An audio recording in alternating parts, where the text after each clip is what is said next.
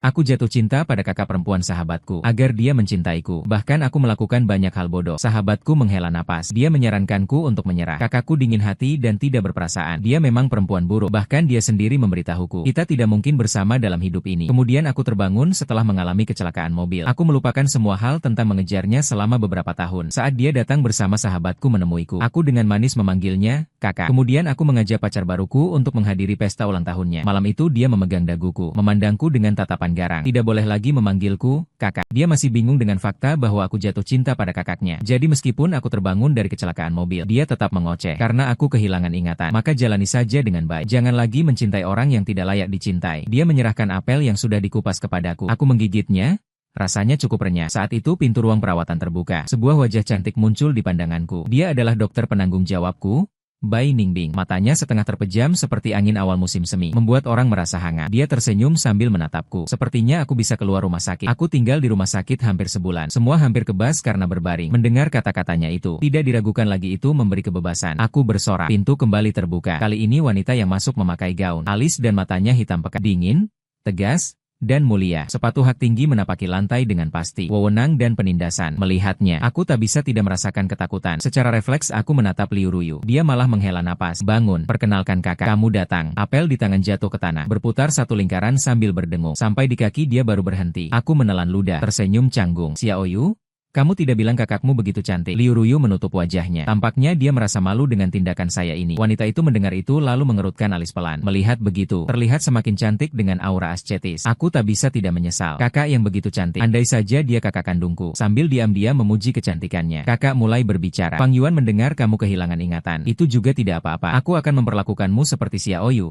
Sebagai adik, matanya bersinar. Terima kasih, kakak. Liu Ruyu meletakkan tangannya. Tatapannya kosong menatapku, dan alisnya semakin berkerut. Setelah Liu Ruyu menjelaskan, aku baru menyadari dulu perasaanku terhadap kakaknya. Betapa luar biasanya usahaku yang menggetarkan dunia. Singkatnya, aku hanya memuja dia secara sepihak. Kakaknya bernama Liu Ruyan, lebih tua 3 tahun dari kami. Sekarang adalah usia yang tepat untuk berjuang. Suatu kali aku dan Liu Ruyu pergi ke perusahaannya mencarinya. Cinta pada pandangan pertama. Liu Ruyu menghela napas. Dengan sendok kecil, dia mengambil sepotong kue dan memakannya. Sebenarnya aku benar-benar tidak tahu mengapa kamu begitu menyukainya. Dia mulai ingin berkata tapi berhenti. Seolah ada sesuatu yang sulit diungkapkan. Aku juga tidak peduli padanya. Semua orang bilang ini terjadi sebelum kehilangan ingatan. Mungkin karena masa mengejarnya terlalu menyakitkan. Barulah aku memanfaatkan kesempatan ini untuk melupakan semuanya. Ini juga tidak buruk. Bagaimana harus mengatakannya? Aku sudah lupa. Jangan khawatir. Kali ini aku pasti memperlakukannya seperti kakak kandung. Setelah tatapan mataku menyentuh mata yang persis sama dengan Liu Ruyan, aku mencoba berbicara. Kamu bilang? Mungkin saja orang yang aku suka itu kamu.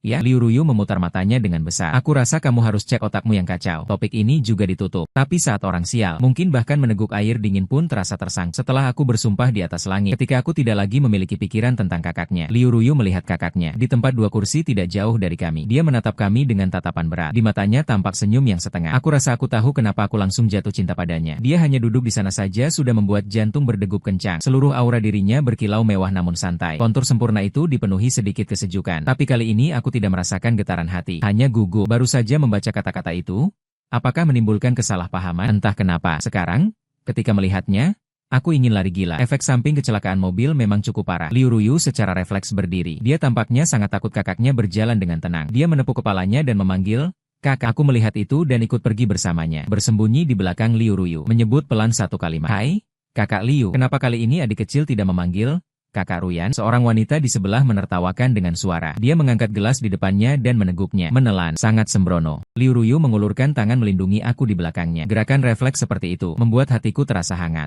Liu Ruyan seharusnya sedang ikut makan bersama. Selain wanita yang tadi berbicara, orang lain juga tampak tidak jelas maksudnya. Menatapku. Mungkin mereka tahu bahwa mengejar terus tidak berguna. Mulai mundur untuk maju. Salah satu pria juga tersenyum dan mulai bicara. Lalu pria di sampingnya mendekat, mengucapkan 2 kalimat di telinganya. Mereka saling menatap dan tersenyum. Perilaku seperti itu membuat orang tidak nyaman. Tapi aku tidak menganggapnya penting. Mereka berbicara, tapi aku tidak mendengarnya. Bahkan kalau aku bilang melanggar langit, aku juga tidak kekurangan daging. Ternyata Liu Ruyu melihat. Mata marah terbuka lebar. Saat hendak berbicara, Liu Ruyan memotongnya. Bagaimana sampai ke sini? Pandangan matanya bertemu. Aku sepertinya harus melihat melalui kalimat ini. Dia menanyakan kepadaku, apakah dia mengira kami mengikutinya, lalu datang ke sini? Aku secara tidak sadar gemetar. Berbicara dengan suara pelan. Kami melihat ulasan online. Kami belum pernah ke tempat ini. Maksud tersirat. Pertemuan kali ini kebetulan. Liu Ruyu juga mengumpulkan keberanian. Kak, Jangan gugup. Fang Yuan benar-benar melupakanku. Dia tertawa pelan. Pandangan matanya naik. Bertemu dengan luka di dahiku yang hanya ditutupi kain kasa. Maknanya tidak jelas. Dia bilang melupakan itu bagus. Tidak tahu apakah dia berbicara tentang melupakan dia, atau tentang melupakan masa lalu yang menyukainya. Tapi semua itu sudah tidak ada hubungannya dengan aku. Menyukainya adalah masa lalu. Sekarang dimulai. Kehidupan baru adalah masa depan. Aku berkata sambil tersenyum. Kak Lili benar. Tawa Liu Ruyan menjadi pudar. Akhirnya menjadi tanpa ekspresi. Matanya seperti tinta,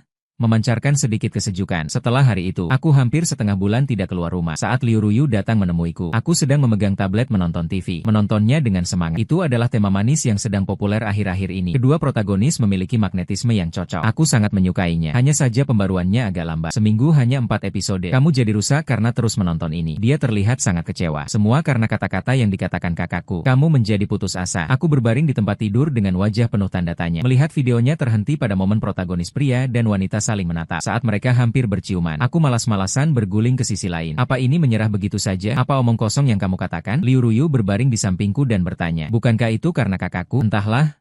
Aneh sekali. Kali ini giliran aku memutar mata. Serahkan tablet itu kepadanya. Lihat deh drama baru yang aku investasikan sebelumnya. Liu Ruyu tampak bingung. Kapan kamu mulai belajar investasi? Aku tidak tahu.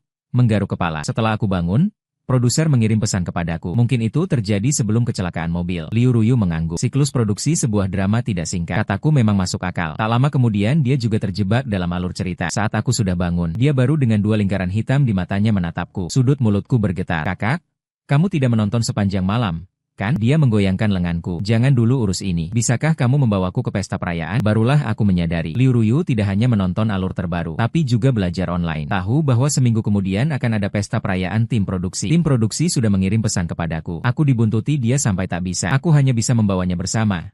Pada hari itu Liu Ruyu berpakaian sangat keren. Setelan bisnis hitam lengkap. Rambutnya di foil perm. Penampilannya memang menonjol. Makeup tipisnya bersinar. Tidak tahu. Aku pikir dia yang jadi protagonis pria. Jujur, apakah kamu suka aktris utama itu? Liu Ruyu menepuk jari yang menanyaku. Dengan sumpah yang kuat, aku masih bisa memisahkan peran dan kehidupan. Kalau bukan langsung mendekat begitu melihatnya. Aku memang percaya omong kosongnya. Tapi nilai dirinya, menyukai seorang selebriti tidak akan menjadi masalah besar. Saya membawa segelas minuman sambil berjalan di antara kerumunan. Ini terukir dalam tulang, pertemuan gelas dan minuman. Bahkan jika kehilangan ingatan, tidak akan menjadi asing. Tapi saya mengerti mengapa adegan ini tidak ada dalam ingatanku. Karena saya melihat sponsor utama drama ini. Itu adalah Liu Ruyan. Saya kira dulu saya harusnya melihat dia berinvestasi. Untuk mendekatkan jarak, mungkin saya juga ikut berinvestasi. Lagi pula menurut Liu Ruyu, sebelum kecelakaan, saya benar-benar otak cinta standar. Dia menatap lewat kerumunan ke arah saya. Menyapa saya dengan mengangguk sambil tersenyum. Wajahnya penuh dengan kepastian. Seakan berkata, lihatlah, saya tahu kamu tidak kehilangan ingatan. Saya tiba-tiba panik. Secara refleks saya berjalan keluar. Tak terduga,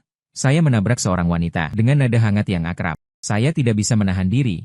Mengangkat pandangan. Dr. Bai. Dia tersenyum. Wah, kebetulan Pak Fang juga ikut dalam drama ini. Saya menggeleng kepala. Bukan saya yang berinvestasi dalam drama ini. Tersenyum Bai Ningbing sejenak terhenti. Pak Fang memang orang kaya dan dermawan. Reaksinya membuat saya tertawa. Dengan adanya intermezzo kecil ini, saraf saya yang tegang sedikit melonggar. Ternyata drama ini karena pemeran utama perempuan adalah dokter wanita. Maka dibutuhkan konsultan tradisional Tiongkok profesional. Kakek Bai Ningbing adalah ahli besar dalam pengobatan tradisional Tiongkok. Namun dia tidak bisa datang. Jadi Bai Ningbing diminta membantu berpartisipasi. Baru saat ini saya mengerti. Wanita yang tampak biasa ini ternyata berasal dari keluarga medis. Rumah sakit tempat dirawat itu sebenarnya milik keluarganya. Tak kusangka dokter Bai memang diam-diam luar biasa. Sekali bersuara, menggetarkan. Saya mengangkat gelas berisi minuman untuknya. Bai Ningbing tertawa canggung 2 kali. Saya kira kamu sedang memujiku. Di tangan, gelas transparan berisi cairan mengalir. Cahaya menyorot ke bawah, menyertakan kilau berkilau. Tangan itu tampak sangat anggun. Entah apakah karena terlalu banyak minum. Aku secara tak sengaja berkata, Dr. Bai, ada yang bilang tanganmu sangat cantik. Bai Ningbing terkejut sejenak. Tidak terkejut sama sekali. Malah mendekat 1 langkah. Apakah hanya tangannya yang cantik atau semuanya cantik? Dia berdiri lebih dekat. Matanya menatapku. Sebuah perasaan aneh mengalir dari dasar hati ke atas. Nafasku sesaat menjadi kaku. Baru hendak bersuara. Pergelangan tangan menegang. Aku ditangkap dan terlepas. Menjauh dari lingkaran jarak Bai Ningbing. Melihat rahang Liu Ruyan yang tegang. Matanya menunduk. Suaranya agak serak. Ini tempat umum. Kalian perhatikannya. Aku hanya merasa kata-katanya aneh. Walaupun mendekat sedikit, kami tidak begitu dekat satu sama lain. Apalagi dia memegang pergelangan tanganku. Tiba-tiba menekan. Segera muncul merah samar. Kakak Liu, kamu membuatku sakit. Aku berusaha melawan sedikit. Tapi semuanya sia-sia. Ekspresi Bai Ningbing yang biasanya lembut menyipitkan matanya. Jarang menjadi serius. Tidak dengar? Pak Fang berkata, kamu membuatnya sakit. Liu Ruyan tertawa sinis. Ini urusan antara aku dan dia. Tidak perlu dokter Bai khawatir. Kalian sedang apa? Liu Liu Ruyu mendekat. Pandangannya berkeliling pada kami bertiga. Liu Ruyan baru melepaskan tangannya. Di telingaku dia meninggalkan satu kalimat. Nanti dulu jangan pergi. Aku ada urusan menemuimu. Hanya orang bodoh yang menunggu dia. Pesta perayaan selesai. Aku langsung melarikan diri. Sampai pulang ke rumah. Aku baru saja duduk di samping tempat tidur. Di atas meja samping tempat tidur ada dua foto. Satu foto adalah foto bersama aku dan Liu Ruyu. Itu diambil setelah kami baru kenal. Wajah muda kami dipenuhi senyum cerah. Salah satu gigi saya masih kurang satu. Aku dan Liu Ruyu bertemu di rumah sakit. Aku suka makan permen. Satu gigi terasa goyang. Tidak berani pergi ke dokter. Di sebelahku ada teman yang giginya rusak karena makan. Dia bilang kalau dipukul dengan tangan tidak akan sakit. Aku percaya omong kosongnya. Aku memukul dengan satu pukulan. Tangannya sakit, mulutku sakit. Ternyata gigi itu masih goyang tapi tidak lepas. Setelah hari itu, kami berdua mulai memiliki hubungan. Ini adalah foto yang diambil seminggu setelah kami akrab. Orang tua membantu kami berfoto bersama. Foto lainnya adalah pada hari kami lulus kuliah. Kami memakai jubah wisuda. Di tengah berdiri Liu Ruyan. Dia berambut dan alisnya seperti tinta. Sorot matanya tenang. Sedangkan pipiku memerah sedikit. Terlihat sangat tidak alami. Di belakang ada lautan awan bergulung dan pepohonan hijau. Tapi aku sudah lupa perasaan saat mengambil foto itu. Sekarang tampaknya memang hanya iseng sesaat. Lagi pula cara aku melihat cinta hanya dari wajah. Saudarinya cantik sekali. Jatuh cinta pada pandangan pertama wajar saja. Tapi aku tidak menyangka Liu Ruyan akan mengejarku. Saat dia turun ke lantai bawah, di luar sudah hujan. Bunga-bunga di teras tampak layu. Aku memindahkannya satu pot demi satu pot. Tanpa sengaja mataku melirik ke bawah. Liu Ruyan masih memakai gaun dari pesta perayaan. Membawa payung. Memandang ke atas. Tidak tahu apakah karena pandangan yang redup. Aku melihat ada kepuasan gelap yang aneh di matanya. Aku tetap turun dan mengundangnya masuk. Memberikan handuk. Kenapa Liu kakak datang begitu larut? Ada urusan apa? Liu Ruyan hanya bertanya. Kenapa tidak menungguku? Saya berbisik bahwa ada urusan mendesak. Tidak tahu kenapa. Selama aku menghabiskan waktu bersama Liu Ruyan, bahkan tempat yang paling luas pun terasa sempit. Ada aura tak terjelaskan yang tersedot. Hingga tenggorokanku terasa asam dan kaku. Hujan di luar semakin deras. Tetes hujan menimpa jendela. Itu bergelombang. Sangat. Secara tak terduga, petir menggelegar. Secara refleks, aku ingin berlari ke pelukan orang terdekat, namun memikirkan identitasnya. Aku keras-keras menahannya. Diriku, seseorang berdiri di tempat, tangan menggenggam tepi bajunya dengan kuat. Wajah Liu Ruyan memucat. Kau jelas takut pada suaranya yang dalam. Amarah hampir meluap. Namun dia tetap menahan diri. Dia mengangkat kepala, memegang daguku dengan tangan. Memaksa aku menatapnya. Wajahnya sudah tajam seperti pisau. Terkena kelembapan hujan, semakin menonjolkan keanggunannya. Membuat orang tak bisa menahan. Kakinya menjadi lemas. Aku tidak tahu perasaan apa yang kurasakan sekarang. Hanya ingin dengan tangan menjauhkan jarak di antara kami. Kakak Liu, apakah kau sudah minum? Dia menutup matanya. Sulit menekankan. Aku mengemudi sendiri ke sini. Tidak minum? Tidak berbohong. Aku jelas melihat dia bersulang dengan orang lain. Namun sekarang aku tidak berani berkata apa-apa. Takut kata-kata itu membuatnya marah. Tidak mengerti apa yang kupakan sebelum kehilangan ingatan. Berani seperti harimau dan macan. Berani mengejarnya. Liu Ruyan mencondongkan kepalanya sedikit. Suaranya terdengar di sekeliling telinga. Apakah kau mau mencoba mengejarnya lagi? Satu kata membangunkan orang dalam mimpi. Aku langsung mundur 2 langkah. Betisku menabrak meja kopi. Sakitnya membuatku menggeram. Kakak Liu, kau pasti sudah mabuk. Aku menjelaskan dengan panik dan canggung. Aku tidak tahu bagaimana aku dulu memberitahumu. Tapi aku jamin kepadamu. Sekarang aku hanya menganggapmu sebagai kakak perempuan Xiao Yu. Takut dia tidak percaya. Aku mengulurkan tangan. Berulang kali bersumpah. Seperti kakak perempuanku sendiri. Liu Ruyan menurunkan ekspresi wajahnya. Aku hanya punya satu adik laki-laki. Itu adalah Liu Ruyu. Aku tertawa kecil. Status keluarga Liu di lingkaran itu termasuk tingkat atas. Jika bukan karena aku mengenal Liu Ru sejak kecil. Dengan kekayaan keluarga saya, mengenalnya juga sulit. Sekarang setelah dikatakan begitu, memang ada ilusi menempel pada mereka. Aku akan segera mengubah cara bicara. Pak Wen, jangan khawatir. Aku pasti akan baik-baik saja dengan Xiao Yu. Tidak akan mengganggumu kalau tidak ada urusan. Liu Ruyan menutup mata. Aku merasakan pelipisnya berdegup-degup. Untungnya sebelumnya Liu Ruyu menjelaskan tentang kakaknya kepadaku. Dia memberitahuku bahwa Liu Ruyan tidak semudah yang terlihat. Dia suka terus menguji lawan. Rasa amanannya sangat rendah. Benar-benar pasangan yang buruk. Sekarang terlihat. Dia benar-benar memahami kakaknya dengan jelas. Mungkin jika aku menjelaskan lebih banyak, dia akan benar-benar percaya bahwa aku sekarang memang tidak menyukainya lagi. Ya, aku mengeluarkan dompet dari tas dan membukanya. Lihat foto kamu. Aku bahkan tidak meliriknya sama sekali. Bagus. Menatap penjepit dompet yang sudah kosong. Tidak ada kepala.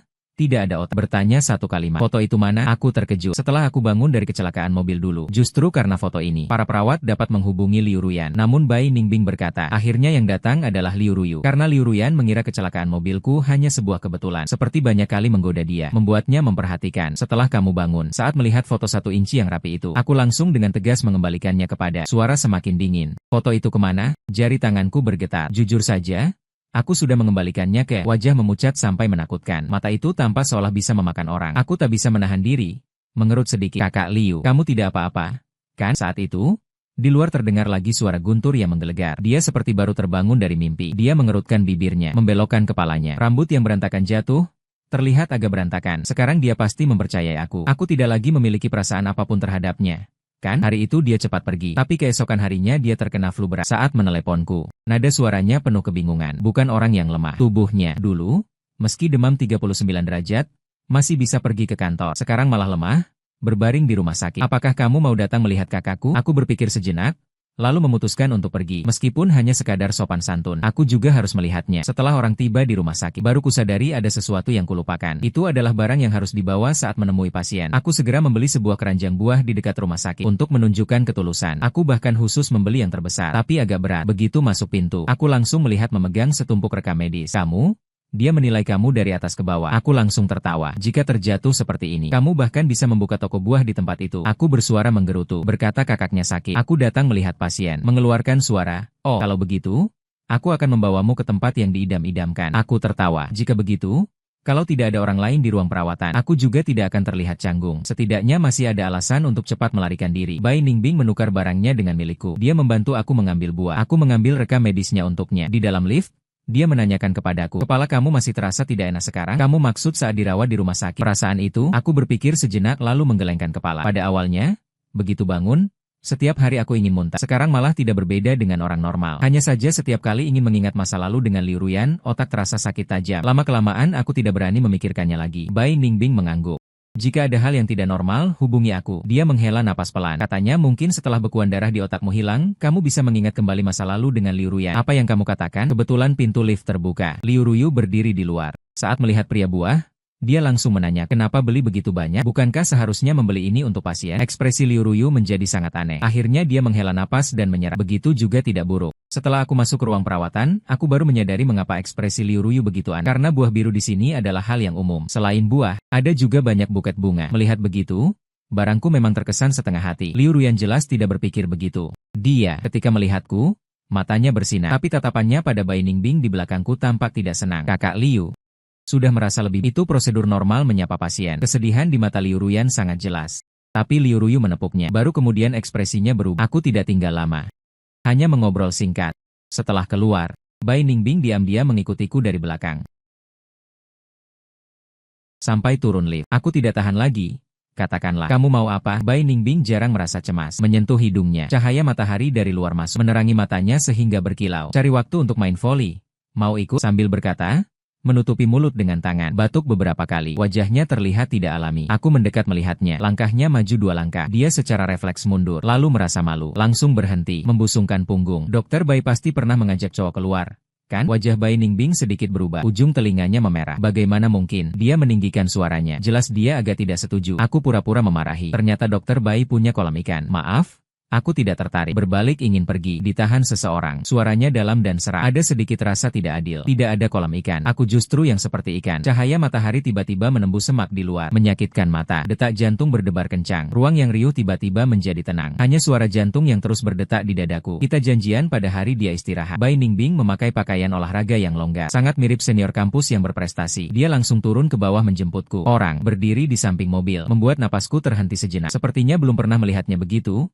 Agak tidak terbiasa. Apakah sifatnya yang lembut tampak menunggu lama? Tidak. Bai Ningbing dengan alami maju mengambil raket di tanganku. Membuka pintu mobil. Setelah masuk mobil, di dalam mobil tidak ada bau cairan disinfektan. Hanya aroma mint yang ringan, menyegarkan dan harum. Saya tidak terlalu suka bau disinfektan. Membuat saya merasa masih di tempat kerja. Bai Ningbing tampaknya tahu apa yang saya anggap aneh. Dia tersenyum dan menjelaskan alasannya. Saya juga tertawa pada pemikiran konyol saya sendiri. Saya pikir dokter sudah terendam oleh cairan disinfektan. Mobil berbunyi. Cepat melaju ke jalan. Kecepatan stabil. Kemudian tersenyum dari Bai Ningbing. Itu stereotipmu. Mobil sampai ke lapangan tenis. Saya turun dulu dan menunggu dia di pintu. Tapi saya tidak menyangka akan bertemu Liu Ruyan di sini. Aneh.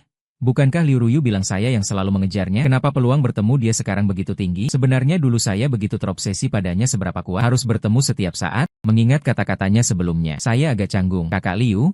Kebetulan sekali, orang lain sudah datang. Ingin berpura-pura tidak melihat. Tidak mungkin lagi. Hanya bisa tersenyum dan menyapa. Pandangan Liu Ruyan menilai saya. Menyeringai. Tidak menyangka kamu juga suka bermain tenis. Kata Liu Ruyan tidak ada masalah. Orang yang mengenal saya semua tahu. Saya memang bodoh dalam olahraga. Setiap olahraga menjadi sangat sulit bagi saya. Kecuali berlari. Meskipun setiap kali saya selalu terakhir. Setidaknya itu tetap olahraga. Saya menggaruk kepala. Bai Ningbing bilang harus mengajak saya bermain tenis. Setelah kata-kata itu terucap, ekspresi Liu Ruyan menjadi dingin. Kemudian tanpa ekspresi, melewati saya. Aura yang belum mereda memberitahu saya dia marah. Tapi saya keluar bermain dengan orang lain. Ada apa yang membuatnya marah? Sungguh membingungkan. Bai Ningbing memiliki lapangan terpisah di sini. Kami saling bertukar servis dan bermain beberapa set. Meskipun setiap kali saya tidak berhasil menangkap bola. Maaf? Saya tidak terlalu mahir dalam olahraga ini. Bai Ningbing tidak marah sama sekali. Dia sedikit sangat berbeda dengan Liu Ruyan. Itu karena emosinya cukup stabil. Bahkan jika setiap kali terjadi sesuatu, dia selalu tersenyum. Sepertinya tidak ada satupun yang membuat saya harus menghadapinya sendiri. Saat ini juga sama. Dia meminta orang membawa mesin lempar bola otomatis. Lalu berdiri di samping saya dengan sabar menjawab pertanyaan saya. Selama bisa menangkap satu bola saja sudah dianggap kemajuan. Bai Ningbing tetap tersenyum tipis. Suaranya juga sangat lembut. Dia melihat saya belum menguasai tekniknya. Lalu dia berjalan ke belakang saya. Dengan jarak satu kepalan tangan, mengajari saya cara memegang raket. Meskipun ada jarak di antara kami, namun hormon estrogen wanita langsung menyebar di sekeliling saya. Saya menggenggam raket dengan erat. Tubuh menjadi kaku. Saya tidak tahu apakah dia mendengar suara detak jantung saya yang berdegup kencang, beserta wajah yang tiba-tiba memerah. Tapi pada detik berikutnya, jarak di antara kami tiba-tiba terputus ketika Liu Ruyan berlari menghampiri. Dia langsung memukul Bai Ningbing dengan satu pukulan. Kekuatan terlalu besar dan tidak terduga. Bai Ningbing langsung terjatuh ke tanah. Saya segera berlari menolongnya. Kamu tidak apa-apa? Kan? UR memutar kepalanya menatap bayangan itu. Kamu sedang apa? Liu Ruyan tidak percaya. Dia melihat saya seolah-olah saya berbuat nakal. Berbuat nakal apa? Dia sedang mengajari saya cara bermain tenis. Kamu menyerang tanpa melihat jelas. Bukankah itu terlalu berlebihan? Bai Ningbing berdiri sambil mengusap luka yang dipukulnya. Senyum tipis. Tidak apa-apa. Fang Yuan menundukkan matanya sedikit. Terlihat tenang seperti awan dan angin. Semakin begitu, saya semakin merasa bersalah padanya. Awalnya dia tidak akan mengalami bencana tak terduga ini. Tapi ternyata dalangnya masih ada di sana. Berbicara dengan penuh keyakinan. Fang Yuan, jangan terlalu polos. Wanita ini mendekatimu. Sangat tidak berniat baik. Aku tiba-tiba terburu-buru dan marah. Kenapa dia bisa berkata begitu? Bai Ningbing. Kami berdua berkomunikasi dan berhubungan secara normal. Kenapa di matanya hubungan kami berdua begitu kotor? Apakah memang seumur hidupku hanya bisa tergantung pada pohon itu? Kemarahan mengalir. Aku dengan bersih dan tegas kepada Nona Liu. Kau hanya kakak perempuan teman saya, bukan kakak perempuan kandung saya. Meskipun ada apa-apa antara aku dan Bai Ningbing, itu tidak ada hubungannya denganmu. Liu Ruyan menatapku. Matanya penuh dengan luka dan ketidakpercayaan. Ada juga sedikit rasa malu. Bagaimana kamu bisa berkata begitu padaku sekarang? Aku menghela napas. Nona Liu, aku tidak tahu bagaimana aku dulu mendekatimu. Aku juga lupa apa yang pernah kukatakan padamu dulu. Tapi aku tahu kamu pasti tidak menyukainya. Aku berhenti sejenak, lalu melanjutkan. Karena itu, cintaku pasti membuatmu terganggu. Tapi sekarang aku bisa menjamin kepadamu, semua tidak akan terjadi lagi. Di lapangan yang begitu luas, hanya suaraku yang tegas. Aku benar-benar tidak akan mengganggumu lagi. Sekarang dan di masa depan juga sama. Di jalan pulang, Bai Ningbing beberapa kali mengintip ekspresiku. Sampai-sampai rumah, dia ragu-ragu bertanya lagi padaku. Fang Yuan, apakah kamu benar-benar tidak suka Liu Ruyan? Aku memutar kepala melihatnya. Bagaimana bahkan kamu tidak percaya? Bai Ningbing mengerutkan bibir. Ekspresinya agak aneh. Dulu kamu tidak mau menikahi Liu Ruyan? Aku tertawa. Masa lalu adalah masa lalu. Sekarang adalah sekarang. Apakah memang aku harus menikahi seorang wanita yang tidak akan pernah menyukaiku? Bai Ningbing mendengar aku berkata begitu. Entah kenapa ekspresinya menjadi longgar sejenak. Sebenarnya aku selalu ingin menanyakan sesuatu kepadamu. Apa? Karena kamu tidak suka Liu Ruyan lagi. Apakah kamu mau mempertimbangkan aku? Pengakuan Bai Ningbing terlalu tiba-tiba. Di dalam mobil yang sempit, seketika menjadi sunyi tanpa suara. Aku tidak tahan. Aku menelan ludah. Kau tidak peduli bahwa aku pernah menyukai orang lain. Kalau begitu, kalau kau bersama aku, apakah masih akan menyukainya? Aku menggelengkan kepala. Bai Ningbing tersenyum. Lalu mengapa aku harus peduli pada pertanyaan aneh itu? Jawaban yang aneh. Wajahku terasa terbakar. Sebenarnya kau juga menyukainya, benarkah? Wajah Bai Ningbing mendekat. Pandangan mataku bertemu dengan matanya. Bersinar seperti bintang-bintang. Dia menatap dengan wajah terangkat. Aku tanpa ragu menempatkan diriku pada posisi yang dipandang tinggi. Suara Bai Ningbing yang lembut seperti giok terus berulang di dalam mobil kecil. Aku suka sekitarmu. Aku tidak pernah membayangkan namaku terdengar begitu indah ketika dipanggil. Seperti giok putih yang pecah berderak. Aku tidak melarikan diri. Secara tidak sadar kedua tanganku menyentuh pipinya. Lalu dengan lembut menunduk dan memberi ciuman di sudut bibirnya. Akhirnya menjadi tamu yang menjadi tuan. Saat aku menelepon Liu Ruyu, bibirku masih bengkak. Kau bilang apa? Dia bereaksi sangat kuat. Setelah setengah hari, dia menggerutu 2 kali di sana. Aku berkata,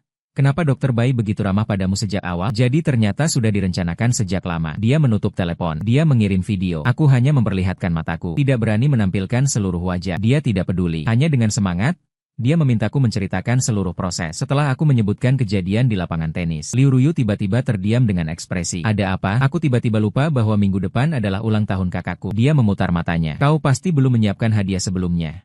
Kan? Aku pasti tidak ada. Menunggu hari ulang tahun Liu Ruyan. Aku dan Bai Ningbing mengirimnya bersama-sama dengan nama pacar. Berpacaran berarti hadiah bagus bisa dihemat satu bagian. Nanti ulang tahunmu akan ada 2 hadiah. Liu Ruyu tersenyum. Ini masih hampir cukup. Pesta ulang tahun masih membosankan seperti biasanya. Setelah Liu Ruyan meniup lilin, aku kemudian menarik Bai Ningbing untuk pergi. Saat itu seseorang tiba-tiba berteriak, "Ruyan, kancing mansetmu itu cukup unik. Siapa yang memberikannya?" Semua orang menoleh. Kancing manset itu berkilau perak. Di atasnya diukir dengan teknik eksklusif berupa huruf Y. Terlihat sangat halus dan memukau. Liu Ruyan tiba-tiba menatapku. Dia tersenyum misterius. Aku langsung merasakan firasat buruk. Tidak mengherankan. Dia membuka mulut dan menyebut panggilan ambigu yang dikirim oleh seseorang, membawa suasana ke puncak. Liu Ruyu secara tidak sadar menatapku. Sedangkan aku secara tidak sadar menatap Bai Ningbing. Dia tidak mengatakan apa-apa, hanya memegang tanganku dengan tekanan yang mengencang. Tidak sampai menyakitiku, tapi juga tidak sampai membuatku tidak merasakan dia marah. Setelah pesta berlangsung setengah, aku pergi sendiri mencari Liu Ruyan. Dia berada di ruang belajar. Saat aku mendekat, dia sedang berjongkok di sofa, memegang segelas minuman di tangannya. Fang Yuan berdiri. Matanya jelas terlihat mabuk, melambaikan tangan kepadaku. "Hadiah ulang tahunmu. Aku sangat menyukainya." Aku mengerutkan alis sedikit. "Kakak Liu, aku tidak ingat pernah memberimu ini." "Tentu saja kamu tidak akan ingat." Dia menenggak minuman itu habis. Kemudian dia melempar gelas minuman. Setelah berguling satu putaran di atas karpet dengan suara berderak, aku mendengar suara Liu Ruyan menahan rasa sakit. "Ini adalah reservasi yang kamu buat setahun sebelumnya di luar negeri untukku. Tertulis bahwa kamu dan Xiao Yu menyukainya saat berlibur ke luar negeri. Baru sekarang sampai ke tanganku. Baru saat ini aku menyadari ada selembar kertas di atas meja kopi. Tulisan di atasnya tidak jelas, namun gaya kertasnya adalah tipe yang aku suka." Dia menutupi wajahnya. Suaranya serak dan tercekik. "Katakanlah betapa bodohnya aku. Entahlah apakah karena minum alkohol." Emosi Liu Ruyan dipenuhi kesedihan. "Sebenarnya aku tidak suka Fang Yuan Mu. Tapi kamu terlalu belak-belakan tentang penampilanku. Jika suatu hari aku menua, tidak lagi memiliki tubuh ini, apakah kamu masih akan menyukainya?" Dia melangkah ke arahku, sedikit tak terkendali. "Sekarang aku melihatmu bersama Bai Ningbing. Aku benar-benar hampir tidak tahan lagi." Liu Ruyan tidak memberi aku kesempatan mundur sama sekali. Dengan keras dia memegang pergelangan tangan terus menekan aku ke belakang, sampai punggungku menabrak dinding. Dia menancapkan kepalanya ke leherku. "Fang Yuan, aku benar-benar menyesal. Seharusnya aku lebih cepat menyetujui kamu. Tolong jangan bersama Bai Ningbing." "Ya, Kakak Liu." Aku belum selesai berbicara. Dia tiba-tiba mengangkat kepala dan menatapku dengan tajam. "Jangan panggil aku kakak. Aku bukan kakakmu." Aku belum pernah melihatnya begitu tegas dan keras, seperti anak yang terluka. Menangis sambil memberitahu semua orang tentang rasa sakitnya. "Tapi kamu tetap kakak." Aku menatapnya dengan tenang, menghela napas pelan dalam hati. "Tidak peduli apa yang kamu katakan. Perasaan itu sudah aku lupakan. Mengenai manset di tanganmu, itu hadiah dari Fang Yuan dulu. Tapi Fang Yuan sekarang, hadiahnya ada di bawah bersama Bai Ningbing." Liu Ruyan, wajahnya pucat abu-abu. Apalagi yang lebih menyakitkan daripada masih terbuang dalam kenangan, dan masih terasa sakit. Sejak hari itu, aku sudah lama tidak melihat Liu Ruyan. Setiap kali Liu Ruyu menyebutkannya kepadaku, dia bilang dia sedang dalam perjalanan bisnis. Aku merasa kasihan pada adik laki-lakinya yang selalu sendirian setiap hari. Tapi setelah aku menyampaikan kata-katanya kepada Liu Ruyu, dia memarahi kakaknya selama beberapa jam. Tidak ada satu kata pun yang diulang. Kata terakhir merangkum semua isi di atas. Mulai sekarang, tidak pernah lagi menyebutkan kabar terbaru Liu Ruyan di depan saya. Mengenai urusan manset Bai Ningbing itu, saya langsung membicarakannya dengannya malam itu. Entahlah kenapa, saya tidak ingin dia marah karena masa lalu saya dengan Liu Ruyan. Bahkan jika tidak ada apa-apa, saya berharap dia tidak memperbesar hal itu. Kami mengobrol sepanjang malam. Keesokan harinya dia pergi kerja dengan semangat. Hanya saya yang tersisa, mengusap pinggang yang terasa pegal. Saya memarahinya lama. Hari-hari berikutnya menjadi sangat santai. Setelah drama itu meledak popularitasnya, Liu Ruyu tampaknya menemukan kesenangan baru. Dia mengajak saya berempat berinvestasi. Karakter utama cantik. Dia langsung menandingi investasi. Karakter utama sangat cantik. Dia menjadi investor terbesar. Menunggu akhir tahun, hasilnya tidak untung tidak rugi. Ternyata keseimbangan keuangan yang aneh. Saya masih agak hati-hati. Lebih suka melihat isi cerita di dalamnya. Bertemu orang asing yang disukai. Karakter A, B, C, D juga rela cameo. Lama-kelamaan, ternyata menjadi karakter pendukung yang dikenal netizen sebagai si senior. Mengenai Bai Ningbing, dia sedang berusaha mendapatkan pangkat jabatan, berusaha menjaga keseimbangan antara kerja dan cinta. Namun karena sifatnya yang lembut dan disukai orang, bunga dan kupu-kupu di sekitarnya terus hadir. Untuk itu, dia khusus menaruh foto bersama kami di meja kerja. Selama saya memberi apa saja, dia akan keliling seluruh ruangan sambil memamerkannya. Bangga seperti orang yang menerima spanduk penghargaan. Lama-kelamaan, dia menjadi terkenal di rumah sakit sebagai orang yang selalu terobsesi cinta. Jika ada yang diam-diam menanyakan apa yang dilakukan Dr. Bai, perawat yang satu tim dengannya selalu tampak tenang. Dr. Bai sudah cuti dulu untuk menemani pacarnya. Dengan usahanya, WeChat sudah lama tidak menampilkan pesan rayuan. Dalam hal ini, dia benar-benar sangat bagus. Suatu hari, Di luar turun salju lebat. Saya memakai sweater yang lembut. Saya memeluk Bai Ningbing dalam pelukanku. Dia sedang tenang membaca buku tentang kedokteran. Sementara saya memegang tablet menonton serial TV baru yang baru saja dirilis. Suasana di dalam ruangan begitu sunyi tak masuk akal. Ada apa dengan Bai Ningbing? Mari kita menikah. Sudah lama tidak ada gema. Dia tidak bisa menahan diri untuk mengangkat kepalanya. Pandangan tiba-tiba tak terduga menabrak sepasang mata yang basah kuyup. Aku memeluknya dalam pelukanku, menganggapnya sebagai harta berharga.